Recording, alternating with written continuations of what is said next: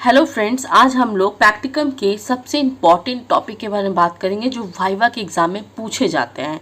Already आप लोग को पता है 17 से लेके 22 के अंदर आप लोगों का सबका एग्ज़ाम जो थर्ड सेमेस्टर से जुड़ा हुआ है, जो बाबा साहब अम्बेडकर एजुकेशन यूनिवर्सिटी से जुड़े हुए हैं, वेस्ट बंगाल बोर्ड से जुड़े हुए हैं, उनका एग्ज़ाम होने वाला है। ठीक है, तो चलिए देख लेते हैं प्रैक्टिकल में क्या क्या टॉपिक आएगा, आप लोगों को किस टॉपिक से पूछे जाते हैं क्वेश्चंस आपके। ठीक है, तो उससे पहले बता दें कि प्लीज़ वीडियो पसंद आए तो लाइक और सब्सक्राइब ज़रूर कीजिएगा, साथ साथ चैनल को शेयर भी कर दीजिएगा। तो चलिए, आप लोगों का स्वागत है पेडागोजी ऑफ क्यूरियोसिटी के चैनल में। मेरा नाम पूजा सिंह है दोस्तों।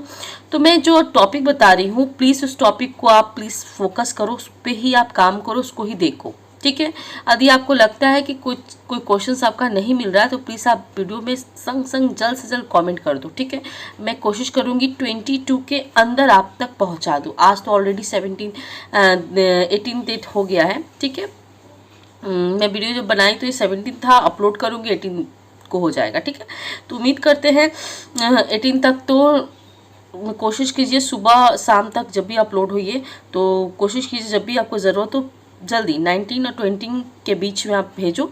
मैं कोशिश करूँगी प्रैक्टिकम से रिलेटेड आपको डिस्कशन कर दूँ अच्छे से। इस टॉपिक को मैं इस टॉपिक को लेके आई ताकि जिसका भी एग्ज़ाम 17 से लेके 18, 19, 20 तो टॉपिक को वो देख पाए। ठीक है, तो चलिए देख लेते हैं। सबसे पहले लर्निंग डिज़ाइन के बारे में डिस्कस किया जाएगा। लर्निंग डिज़ाइन के बारे में पूछा जाएगा आपसे।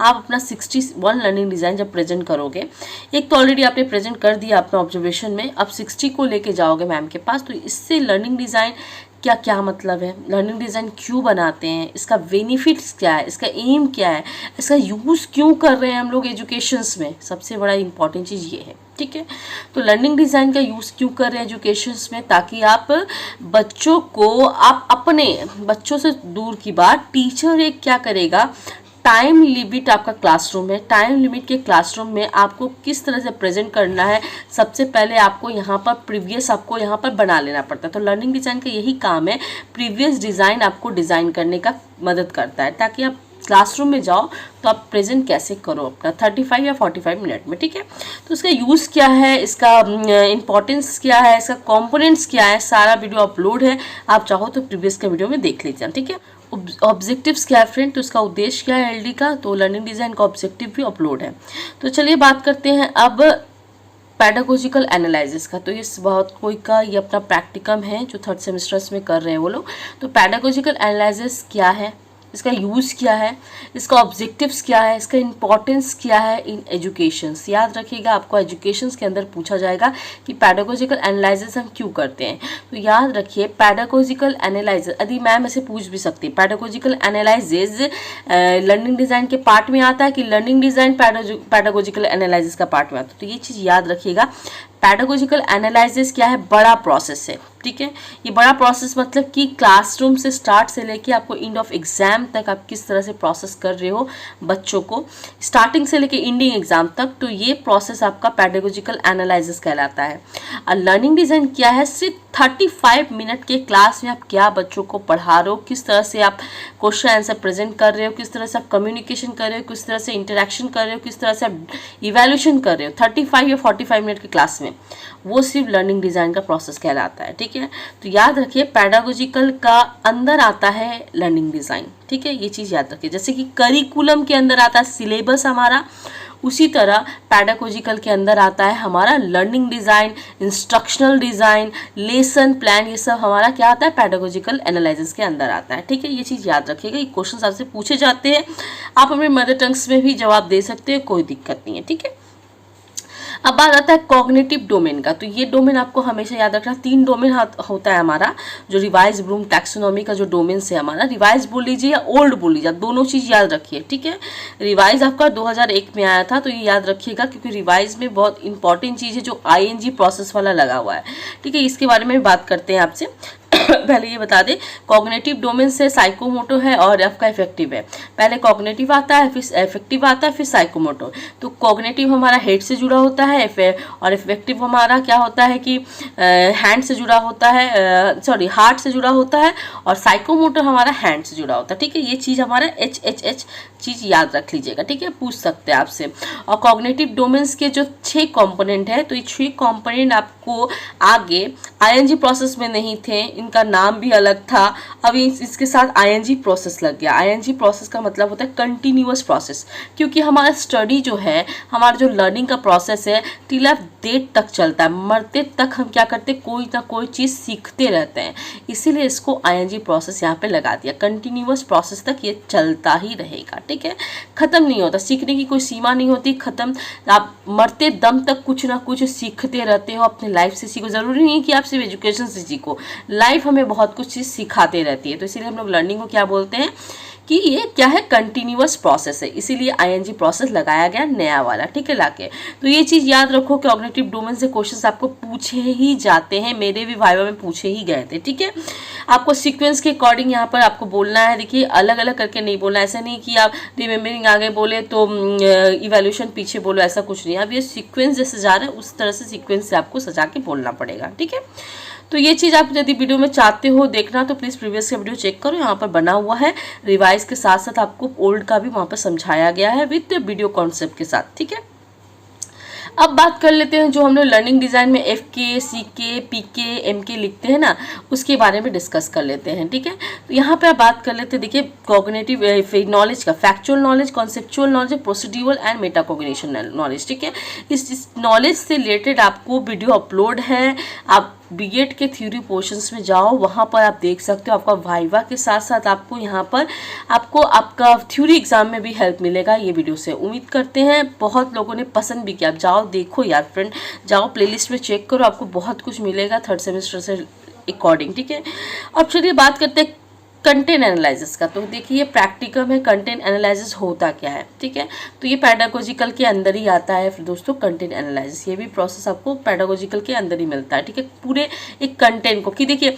कंटेंट एनालिसिस में होता क्या है कि जैसे कि आप एक क्लासरूम, एक बच्चा एक लेवल के हिसाब से आप बच्चों को उनका क्या बोलते हैं इंडेक्स डिसाइड करते हो। जैसे कि क्लास 2 का बच्चा है तो आप क्लास 2 के बच्चों को आप क्या पढ़ाओगे, पकड़ लो आप सोशल साइंस से पढ़ा रहे हो, क्लास 2 के बच्चे को सोशल साइंस में आप क्या पढ़ाओगे, प्लांट पढ़ाओगे, पार्ट्स ऑफ प्लांट पढ़ाओगे, वाटर पढ़ाओगे, एयर पढ़ाओगे, छोटे छोटे कॉन्सेप्ट पढ़ाओगे। ये नहीं कि पढ़ाओगे वाटर पॉल्यूशन। ठीक है, वाटर पॉल्यूशन भी आजकल देते हैं, चलिए वाटर पॉल्यूशन ही मान लेते हैं, छोटे कॉन्सेप्ट में आप पढ़ा सकते हो। ठीक है, अब देखिए सोलर सिस्टम के बारे में नहीं, पूरा सोलर सिस्टम के बारे में लोग नहीं पढ़ाते क्लास 2 के बच्चों को, पढ़ाएंगे भी तो क्या, सोलर सिस्टम में सन के बारे में पढ़ाएं, मून के बारे में पढ़ाएं, अलग अलग चैप्टर। तो ये क्या है, उनके लेवल के हिसाब से जो चीज़ रखा जाता है, उनके लेवल और उनके एज के अकॉर्डिंग, उनका IQ लेवल के हिसाब से कंटेंट को सजाया जाता है, इंडेक्स को सजाया जाता है, उसी को हम लोग कंटेंट एनालिसिस कहते हैं दोस्तों। ठीक है, ये प्रोसेस आपसे पूछा जाता है, आपका वाइवा भी आता है, आपका प्रैक्टिकम भी होता है इससे रिलेटेड। देखिए, उसके बाद बात करते हैं केस स्टडी और एक्शन रिसर्च का। तो केस स्टडी में आप क्या पढ़ते हो, मैंने क्या पढ़ाते हो बच्चे से हम लोग, क्या देखिए स्टडी भी हमारा क्या है, थर्ड सेमेस्टर्स का एक ये प्रैक्टिकम है हमारा। ठीक है, तो केस स्टडी हमारा थर्ड सेमेस्टर्स में भी आता है, फोर्थ सेमेस्टर्स में भी आता है। ठीक है, तो केस स्टडी क्या है कि आप बच्चों का स्टार्टिंग से लेकर एंडिंग तक आप जो रिसर्च करते हो एक बच्चा के ऊपर, तो उसका केस स्टडी बोलते हैं। एक्शन रिसर्च भी उसी तरह होता है। फोटोफोलियो, हाँ फोटोफोलियो भी इसी तरह होता है। ठीक है, ये तीनों चीज़ प्रोसेस एक ही प्रोसेस है कि बच्चा का स्टार्टिंग से लेके पूरा एंडिंग तक पूरा एक हिस्ट्री तैयार करना। ठीक है, इस चीज़ को हम लोग प्रोसेस को केस स्टडी, एक्शन रिसर्च, फोटोफोलियो ये चीज़ को बोलते हैं। ठीक है, इससे रिलेटेड आपसे क्वेश्चंस पूछा जाता है आपके वाइवा में। अब हम आते हैं हम लोग अचीवमेंट टेस्ट। तो अचीवमेंट टेस्ट क्या है, इसका बेनिफिट क्या है, यूजफुल क्या है, कंटेंट क्या है, ये सब चीज़ से भी आपसे 2-4 क्वेश्चंस पूछ लेंगे यदि आप प्रैक्टिकम इससे अकॉर्डिंग बनाते हो तो। ठीक है, नहीं बनाते इससे अकॉर्डिंग प्रैक्टिकम तो कोई बात नहीं, स्किप कर देना। जिसका इसका जो प्रैक्टिकम होगा उससे रिलेटेड क्वेश्चन डेफिनेटली पूछा जाएगा। जैसे आप प्रैक्टिकम केस स्टडी बनाओ तो आपके केस स्टडी का पूरा अच्छा से उसी लेवल के हिसाब से आपको पढ़ लेना है, उसका यूजफुल पढ़ना है, कंटेंट पढ़ना, क्यों बनाते, किस लिए बनाते। ठीक है, ये सब चीज़ आपको जानकारी रखना है। अब बात करते हैं फील्ड प्रोजेक्ट का। तो field work, field assignment, field practicum क्यों बनाया जाता है, ताकि आप इसका बेनिफिट क्या है। ठीक है, ताकि आप क्या टीचर जो फील्ड वर्क कर रहा है, आप जब तक सीखोगे नहीं, कहीं जाके सीखोगे नहीं, जो चीज़ आप जैसे बच्चों को कोई एक्टिविटी करवा के नहीं सिखाओगे तो बच्चे सीखेंगे नहीं, बुक की भाषा से नहीं सीखते। उसी तरह टीचर को भी फील्ड वर्क दिया गया है कि उस फील्ड में उतरेगा नहीं टीचर तो उस चीज़ को समझेगा नहीं। अपने फेस टू फेस कनेक्ट होकर इस चीज़ से सीखेगा ना, टच होकर नहीं सीखेगा तो चीज़ को नहीं सीख पाएगा। उसी तरह बच्चे में भी हम लोग क्या करते हैं, एक्टिविटी बेसिस पढ़ाई करवाते हैं, ठीक है। तो ये प्रोसेस से भी क्वेश्चन आपसे पूछे जाते हैं। अब बात करते हैं स्कूल एक्टिविटीज़ का, जो कम्युनिटी वाला बेस हमारा जो कम्युनिटी जो स्कूल इंटर्नशिप हम लोग जो करते हैं, जो कम्युनिटी बेस होता है एक्टिविटीज़, उससे रिलेटेड भी क्वेश्चन पूछे जाते हैं, ठीक है। जैसे कि हमारे जो वेस्ट बंगाल के अकॉर्डिंग आते हैं जितने फ्रेंड, उनको 3 एक्टिविटीज़ के अकॉर्डिंग काम करना पड़ता है। स्कूल में बांट दिया जाता है, आपके प्रोफेसर बांट देंगे कि 3 आपको कुछ एक्टिविटीज़ दे देंगे जो आपको स्कूल में करवाना है, जैसे कि school assembly, community basis games, cultural programme, gardening, ठीक है, HIV कुछ समथिंग रोग्स के प्रति उनको अवेयरनेस करवाना, ओके, क्लीनेस करवाना, क्लीनिंग ऑफ फर्नीचर्स के बारे में, ठीक है। फिर SUPW का होता है, स्काउट एंड गाइड का, NCC के बारे में, teacher day festival, national festival के बारे में, फर्स्ट एड के बारे में। तो इस टाइप्स के कुछ एक्टिविटीज़ आते हैं जो आपको क्लासरूम में किसी 3 के ऊपर काम करना होता है, उसी को आपको कम्युनिटी बेस्ड एक्टिविटी के फाइल में अकॉर्डिंग फ़ोटो के साथ आपको लिखना पड़ता है कि स्कूल में क्या क्या प्रोसेस हुआ, क्या नहीं हुआ, ये सब चीज़ आपको वहाँ पर एक फ़ाइल बना के ले जाना है, वो आपको प्रैक्टिकल में शो करना है, ठीक है। जब आप प्रैक्टिकल में वो फाइल को शो करोगे तो उससे रिलेटेड आपसे क्वेश्चंस ऑब्वियसली मैम पूछेगी, जो भी होगा एक्सटर्नल इंटरनल आपसे पूछेंगे। जैसे आप स्कूल असेंबली करवा रहे हो तो स्कूल असेंबली जब आप करवा रहे थे तो किस असेंबली वहाँ पर स्कूल में क्या ये असेंबली में किस टाइम में क्या सॉन्ग गाया जाता है, क्यों गाया जा रहा है, बच्चों का असेंबली क्यों करवाते हैं, तो ये रूटीन में क्यों रखा गया कि स्टार्टिंग में आके असेंबली करवाया जा रहा है, ठीक है। तो ये सब चीज़ आपसे पूछा जाता है। कल्चरल कम्युनिटी गेम्स के बारे में, तो किस टाइप के गेम्स होते हैं स्कूल में, आपने जो कहाँ जहाँ करवाया वहाँ किस टाइप का गेम हुआ, एक गेम से क्या बेनिफिट हुआ बच्चों को, ठीक है। तो इस सब चीज़ के बारे में सबसे छोटे मोटे नॉलेज, आपको बेसिक नॉलेज है, ये आप जब एक्टिविटी करोगे ना तब को ऑटोमेटिक वहाँ पर आपको माइंड में सेटअप हो जाता है, तो आप इसका आंसर आराम से दे सकते हो। कल्चरल प्रोग्राम क्यों करवाया जाता है, इससे क्या डाइवर्सिटी, कल्चर डाइवर्सिटी सिखाया जाता है बच्चों में, गार्डनिंग क्यों करवाया जाता है, ठीक है। इस टाइप से क्वेश्चंस आपसे पूछे जाते हैं। जो आपका प्रैक्टिकम होगा ये कम्युनिटी बेस्ड एक्टिविटीज़ में 3 आपको चुना जाता है, जो भी 3 आपका हो उस पर आप अच्छे से रिसर्च कर लेना, उसी से आपसे क्वेश्चन पूछा जाएगा, बाहर आपसे कुछ पूछा नहीं जाएगा, ठीक है। तो उम्मीद करते हैं ये प्रैक्टिकम का पॉइंट जो वाइवा के लिए आपको दिया गया है मेरी तरफ से, मैंने कोशिश किया है, जैसे मुझसे पूछा गया था मेरा एक्सपीरियंस क्या था, और साथ साथ मेरे साथ जितने फ्रेंड्स थे सारे लोग का एक्सपीरियंस मैंने अपने इस कागज़ में पॉइंट्स के माध्यम से लिख दिया है। यदि आपको कोई भी टॉपिक का अच्छे से डिस्क्रिप्शन चाहिए, कम समय है ये हम भी जानते हैं, आप भी जानते हो, तो प्लीज़ उम्मीद करते हैं जल्द से जल्द जब वीडियो अपलोड हो तो प्लीज़ संग संग मुझे कमेंट कर देना, मैं संग संग आपको अपलोड करने की कोशिश करूंगी दोस्तों, ठीक है। तो चलिए, बेस्ट ऑफ लक आपका एग्ज़ाम्स के लिए। उम्मीद करते हैं एग्ज़ाम अपना अच्छा देना, विदाउट टेंशन देना, कॉन्फिडेंस अच्छे से एग्ज़ाम देना, कोई डरने की बात नहीं, जितना आता है आपको उतना प्रेजेंट करना, ठीक है। बस अपना कॉन्फिडेंस लूज़ मत करना, ठीक है। तो चलिए, उम्मीद करते हैं आप लोगों को हमारा कंटेंट हमारा चैलेंज से बहुत हेल्पफुल मिला हो। तो प्लीज़ फ्रेंड, जाते जाते 3rd सेमेस्टर आपका ख़त्म हो जाए तो 4th सेमेस्टर के साथ जुड़े रहना, साथ ही साथ बहुत ऐसे फ्रेंड हो जिन्होंने नहीं पता हो, जो 2nd सेमेस्टर में हो, तो उन तक हमारा चैनल शेयर कर देना, ठीक है। तो थैंक यू सो मच हमारे चैनल के साथ जुड़ने के लिए फ्रेंड।